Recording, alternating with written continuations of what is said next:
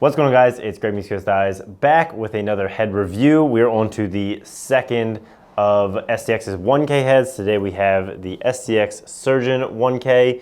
Big shout out to Lacrosse Limited for sending this to me to review. And if you missed it, you can go watch their holiday gift guide where they have tons of cool accessories that we dropped it. Just slipped right out of there. On that note, I have in my notes, short throat. It's a short throat. That's why I couldn't get a grip on it. Anyway, this is the new SURGEON from STX. I've also got the STX SURGEON 900 to compare it to. We do have it in this really nice mint color, but obviously it comes in your standard colors. It's $100. The SURGEON is their line mainly meant for attackmen.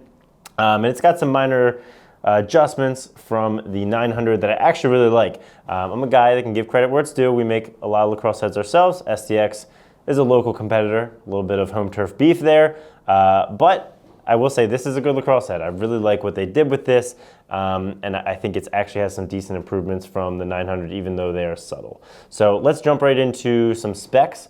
Like I said, $100. The weight, I have this on my scale coming in at 4.83 ounces, which is a very lightweight head. Not the lightest, but very lightweight. I do have the SURGEON 900 from our last review listed at 4.4 ounces, which that's a very light head. That might have been the lightest that we had weighed at that point. And then I went on the website for the new 1K, and it said that it's the lightest stick STX has made. On my scale, that's not the case, but they said stick, so maybe that's like combined with some other shaft that may also be lighter. I don't know. That didn't make a lot of sense to me. But 4.8 ounces is a good weight, and it's going to feel really, really light.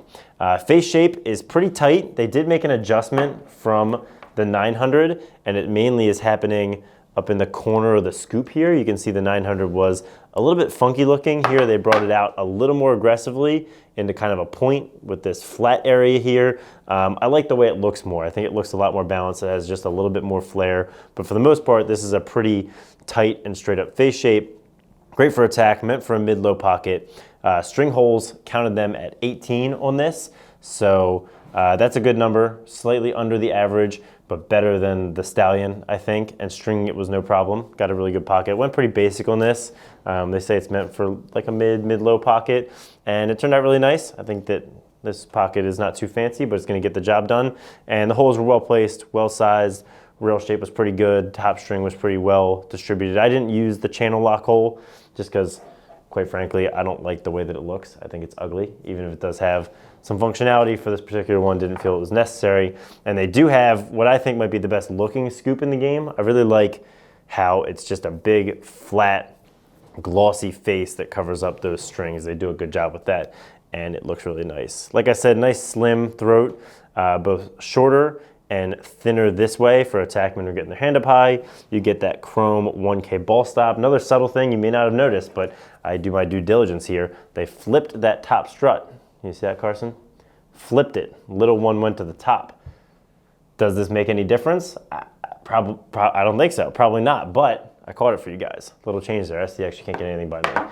Other than that, I don't think there's a ton else to talk about. I think overall, this is really solid. I'm really happy with this head. I think I see why people would want to use it. I would probably most closely compare it to a Nike L3 or the Ion, kind of in face shape, weight, pocket placement. Those are kind of the three that compete for that attack market. So let me know if you have any questions. Leave them in the comments. We're continuing to crank out these reviews, probably with the new Evos, QXs, or whatever it is they're calling them these days. So leave questions in the comments, suggestions for reviews. Like if you liked it, subscribe if you haven't, and have a great day.